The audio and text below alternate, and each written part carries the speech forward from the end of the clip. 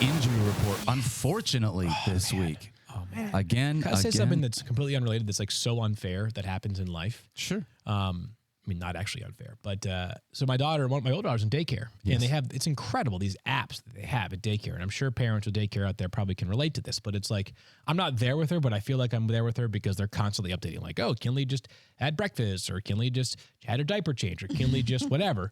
And they do photos. And I swear they always upload photos during our show. And I'm like, well, yes, I want to take 2 seconds to look at my daughter being adorable with her friends.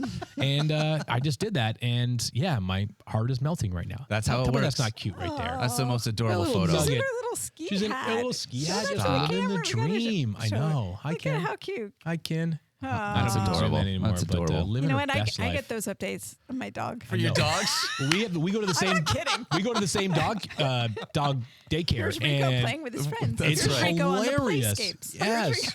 No, it's hilarious because the dog. I mean, I love that app as well for the dogs. It does crack me up. That's and that was, good. I know that was really, but we wanted to feel good before we started diving into all the injuries. That's right, that exactly. We don't feel good about. So that's not actually unfair. It's just unfair that I have to feel like, am I guilty? Do I have to feel guilty for looking at these incredibly cute photos, Definitely or am not. I just going to take 5 seconds to look at them? Rico photos. If okay, they right. Especially before we dive into injuries, let's look at tiny humans and puppets that always make us feel better. There we go. Yeah, good call. Stephania, let's talk about Zach Wilson. He left in the first half in this one. Things that kind of seemed weird with this, but we found out he was in the concussion protocol. What can you tell us about Zach? Yeah, so this is really interesting, and I credit Rich Cimini with the reporting on this. Rich Cimini, who covers the Jets for us, our NFL Nation reporter, does such a good job. We know that as of right now, Zach Wilson is in the concussion protocol, and as we've said many times on this show, that is a daily evaluation. There are 5 phases to progress through, so just leave it at that. We don't have any idea of what his status will be for this week as of yet. But for people who may have been watching and it was a little unclear sort of the mechanism of how he got there, Rich Cimini reported that Zach Wilson's mother had shared on her Instagram story that Zach Wilson left the game, and I'm quoting Rich's reporting here, when he started having problems with blurred vision and depth perception, and that he had been experiencing symptoms during the game, but he wanted to keep playing and didn't inform anyone. And this goes back to the heart of the issue, which sometimes, diagnosing concussions in the moment is an imperfect process. We don't have a definitive way of doing so. If people see things, if they see things in the booth, if players, other teammates, referees, coaches notice things that are amiss, one is supposed to report that. Rich went on to say that he was evaluated and cleared to return, according to the CBS broadcast, and that when they asked Robert Saleh, the head coach, about this, his quote was, "I don't know about any of that. It came from up top that they wanted to review for a possible head injury, and he was put in the concussion protocol, and that's it."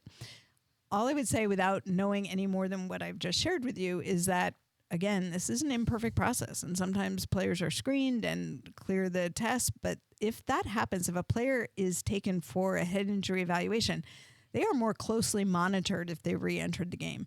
And ultimately, if they are pulled out again, it could be because those symptoms manifested in a different way. Somebody got more concerned. But I would also encourage players, you got to help out and report. And you saw Zach Wilson getting just creamed without the protection up front. It's a big concern. I mean, we talk about injuries on the O-line and play of the O-line as it relates to how the offense is executed, but there's one person who stands behind them who really has to have trust in that protection in order to be able to function well, and that's the quarterback. Yeah, the Jets get the Washington Commanders at home, so it should be a good matchup, but we will have more on both Garrett Wilson and Breece Hall based on who is going to be the quarterback a little bit later on this week.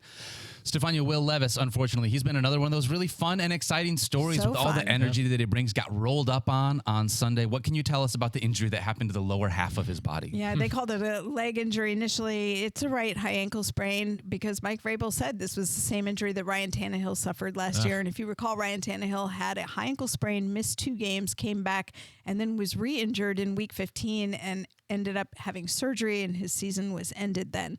So I think what we take from this is that He's dealing with a similar injury. It's a high ankle sprain. Sure makes it sound like Levis might not be available this week. We'll see how it goes for the rest of the season. Nobody has ruled him out yet, but again, it's going to be a daily evaluation to see how he's able to perform. The two things are functionality and your ability to protect yourself, and that's what they're going to have to look at. I wonder whether Ryan Tannehill would start if Will Levis is out. Oh, he asked this yesterday as well. Or would they say, hey, we're eliminated from the playoffs.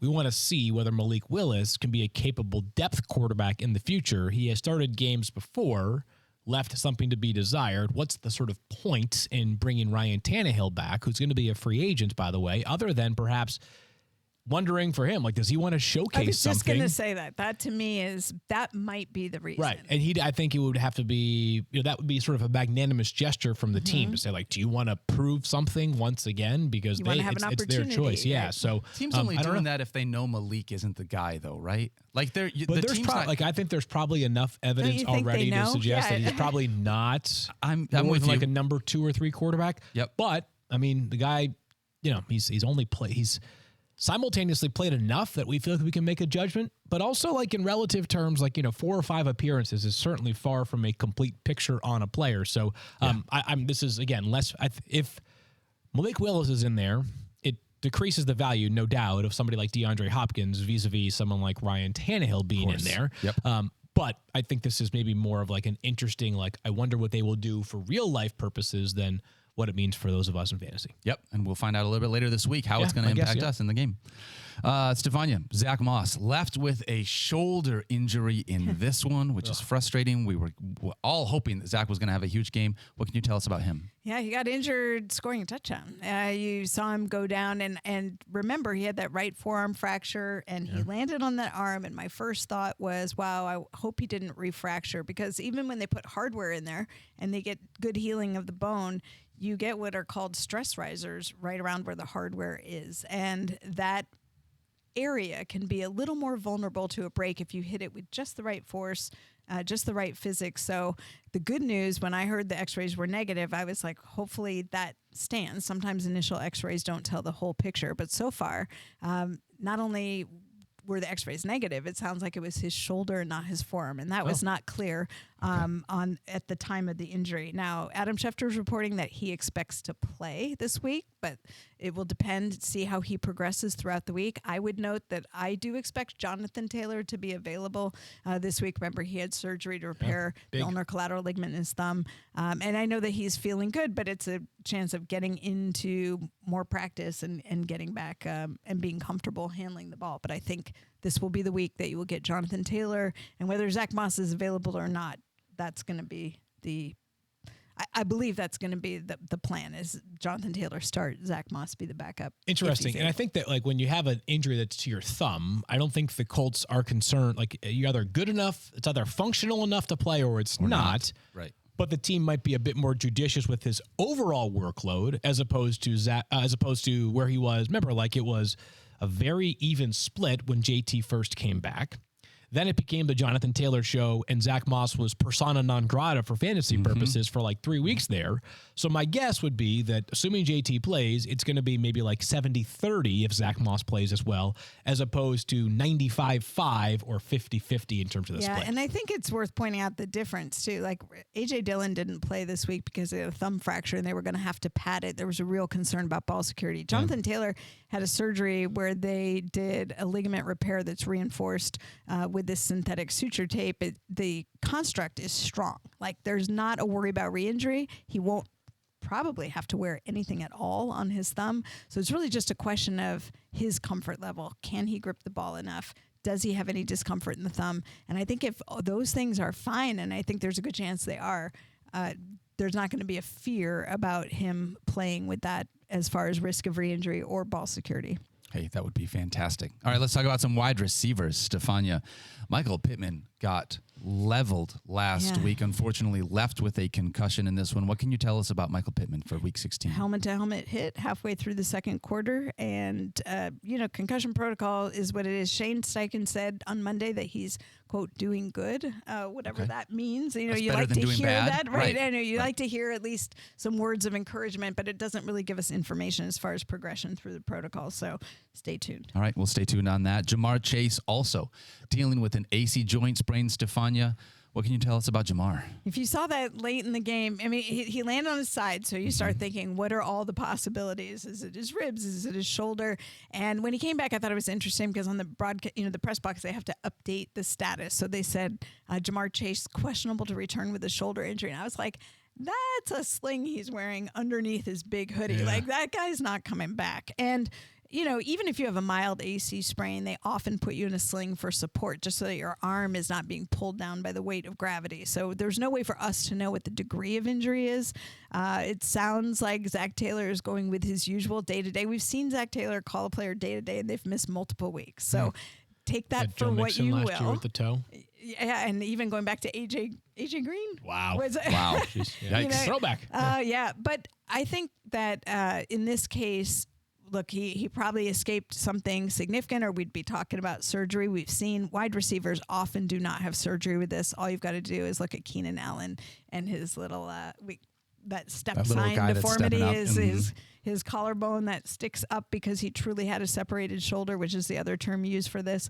It will come down to comfort. Can he get his arm overhead? Can he catch a ball? Can he land on it? Sounds like NFL Network is saying they don't expect Jamar Chase to play this week. We'll see how that transpires over the rest of the week.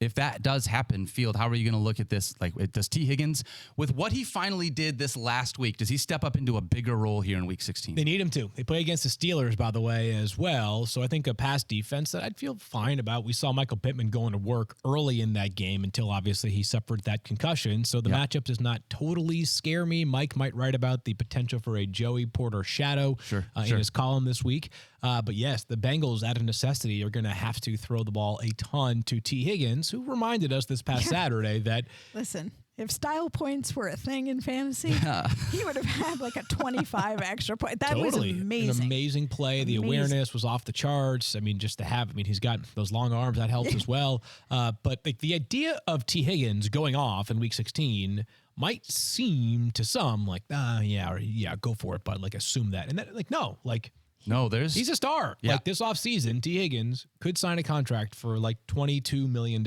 per year. That wouldn't surprise me at all. He's thought of that highly. He's that good of a player. So he'd be a wide receiver one. On a lot of teams. Yes. Yeah. The Panthers would do with T. Higgins right now. They would probably build a statue of him the minute they sign him if they get him this offseason. Yeah. All right, last wide receiver to ask you about, Stephania, Jaden Reed.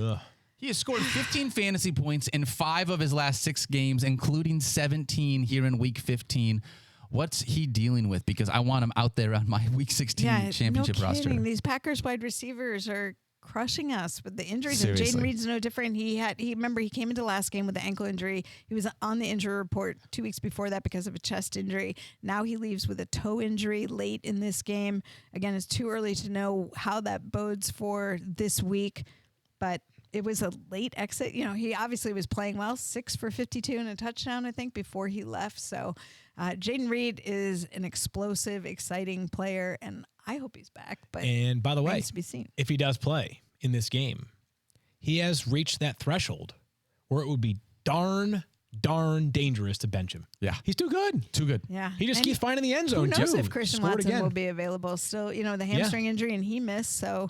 And I know that they have been very sort of equitable with their touches for much of this year. But Jaden Reed clearly has emerged as one of those guys that they have to force feed the football to a lot. If there's no Christian Watson and no A.J. Dillon once again, wouldn't surprise me, assuming Jaden Reed plays, that he has another 7 to 10 opportunities because he's going to get some as a runner and of course, a receiver as well. I'm with you. There's no way I can take it on my fantasy lineup at this point. All right, Stephania, unless he's not playing. Well, unless he doesn't play, and then I will take him out of my fantasy lineup. Let's be clear about that. Yeah. Stephania, a couple guys that I want to ask you, can we expect to see them back in Week 16? Chris Olave plays Thursday night football, has been dealing with an ankle injury. What are your thoughts on him? I'd love to give you definitive answers. So many of these guys are going to be like, watch this week. But the one thing about Chris Olave, who did not play, came down to game time decision. He was very close, and they operated with the mindset of potentially having him available for Thursday. They play Thursday night this week against the Rams. The Rams? Yes. Rams. Yeah. Yep. In LA. Yep. Yeah. A lot of football going. A lot of football lot scheduling of football, yes. going. We got football on Thursday, Saturday, Sunday, Monday. Hard to keep track. Beautiful. Yeah. Anyway, Chris Olave, I do believe, has a good chance of playing this week, but of course, stay tuned. All right, his teammate Michael Thomas has been dealing with a knee injury. Is there a chance that we see the practice window open up for him to return this week? Maybe, but they haven't given us any hints. Okay. And I am not thinking that Not we're going to feeling see great Michael about it. Thomas. I am certainly not feeling it. Nope. Okay, we didn't see Tyreek Hill. That was a surprise for all of us, especially on FF Now. Yeah. That became the main story of that show. Totally. What can you tell us about Tyreek Everybody Hill in for week fantasy 16? championships is like, wait a minute. Wait a minute. How can I not have the best player? This is one of those that it came down to the end, and Jeff Darlington was reporting on this all morning for us on Sunday. And one thing he said that I thought was interesting was he looked good running his routes. He really didn't have any issues moving, turning corners. But what he was a little bit fearful of, the apprehension, was tackling. And of course, he injured this ankle on a tackle where his foot got forced into rotation. And if you're worried about getting taken down or getting caught in a pile and that ankle twisting and being aggravated, it's understandable why Tyreek Hill wanted to give it another week. So I think his chances are very good, but let's see what happens over the course of the week. Okay.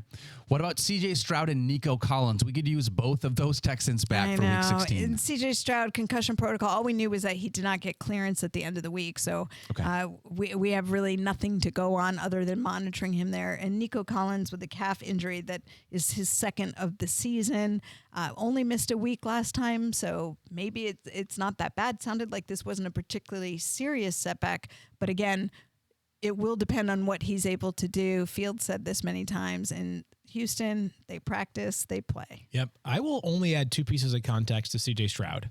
And obviously, we all know these are nonlinear. Stephania has reminded us a zillion times. Yep.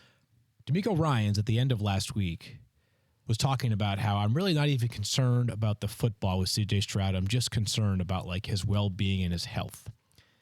Yesterday, they tried to claim another quarterback off of waivers, and they've already got two that are entrenched as backups in Case Keenum and Davis Mills.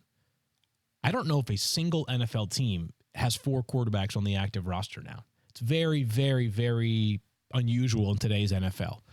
Made me think, at least, and I could be dot connecting irresponsibly here, but it made me think there is a chance that CJ Stroud is going to be out for at least one more week.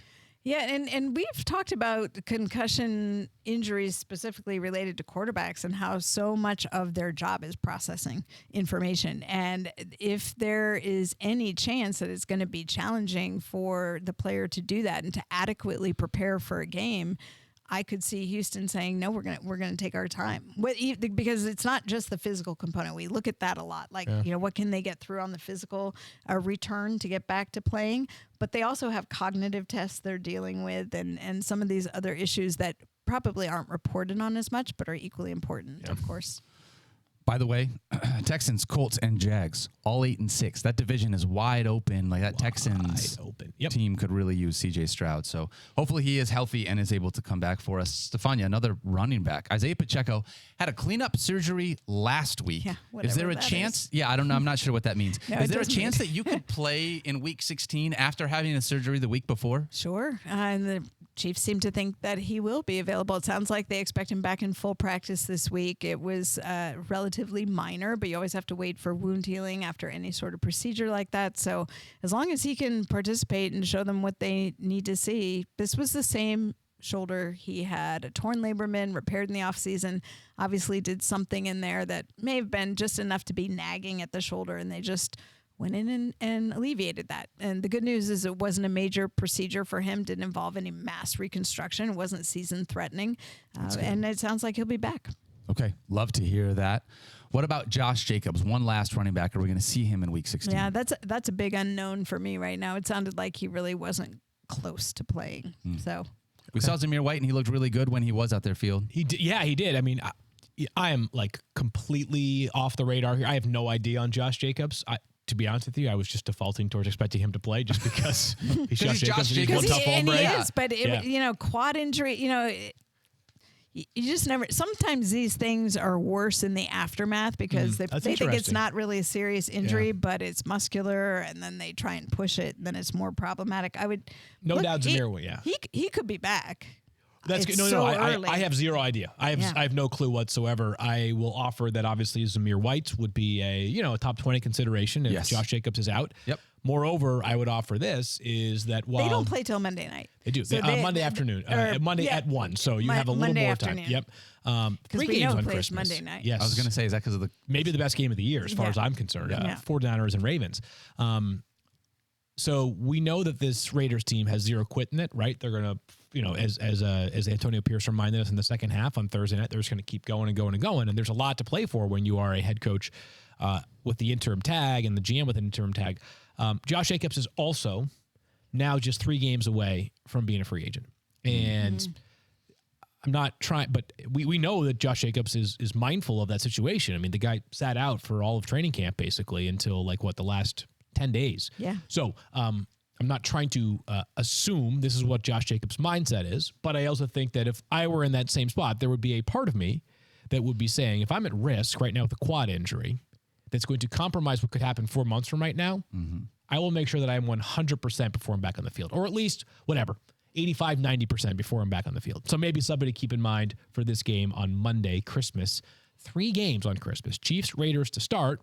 Giants, Eagles next. Giants, Eagles next. And then 49er Ravens. Wow. What a gift. What a gift. It's a Christmas miracle. We get 3 Seriously. games. And my Niners playing the Ravens, that's going to be good. And also, I just hope I'm not reliving my Super Bowl experience from New Orleans. I've got a feeling you guys won't be. You're playing at home, which helps too. And for fantasy purposes, think about how many undecided semifinals will come down to that Ravens and 49ers game. Obviously, Seriously. Lamar, and you've got Gus Edwards and Isaiah Likely. I'm so sad about the loss of Keaton Mitchell. Yeah, bummer.